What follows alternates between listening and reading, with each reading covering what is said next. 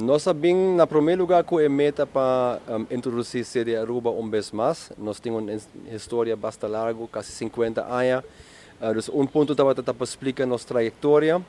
E de dois, nosso rol em comunidade. Nós temos uma organização de desenvolvimento que focusa em funding. Nós temos 13 fundos na DIAFO, junto com bijdrage do governo também para NGOs, community-based initiatives, mas também nós crescemos em capacity building, dando support, coaching na organização. Nós temos mais projetos colaborativos e também nós carregamos nosso próprio programa na comunidade. Isso é muito importante para explicar que o CD está fazendo e que valor CD Aruba tem. Então, nós temos uma quantidade grande de partners internacional que trabalham conosco e que beneficiar grupo grande de organizações na Aruba. Então, essa é meta.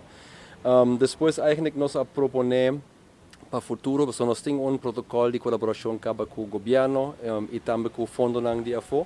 Nossa proposição está para nós trabalhar eigentlich melhorar a aliança entre CD Aruba com o governo. Nós estamos tomando bastante responsabilidade em quadro de trabalho de bairro, em quadro de suporte grupo de voluntários na Aruba, suporte non-profits, em diferentes áreas. Nós estamos fazendo bastante trabalho.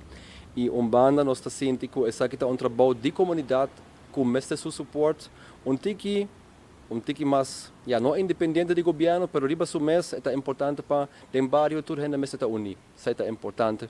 E nós estamos fazendo nosso trabalho e nós queremos uma aliança com o governo para trabalhar manejo novo que está dedicado ao problema social na Aruba tiki mais estrutural para chegar a melhor solução.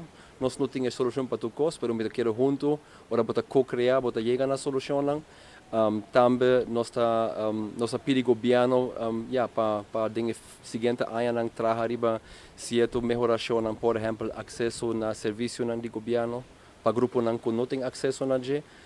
Também nós falamos sobre a necessidade para melhorar o sistema de subsídio para a fundação na Aruba. Isso é uma boa conversação, nós temos a chance de introduzir-nos mesmos, nós vamos contestar perguntas. Bom ambiente e me quero hopi mais detalhes mas trabalhar banang na onda ora governo a forma anto ora ministro nang lota encarregado com a carteira nós lo sigi discutir tudo isso aqui.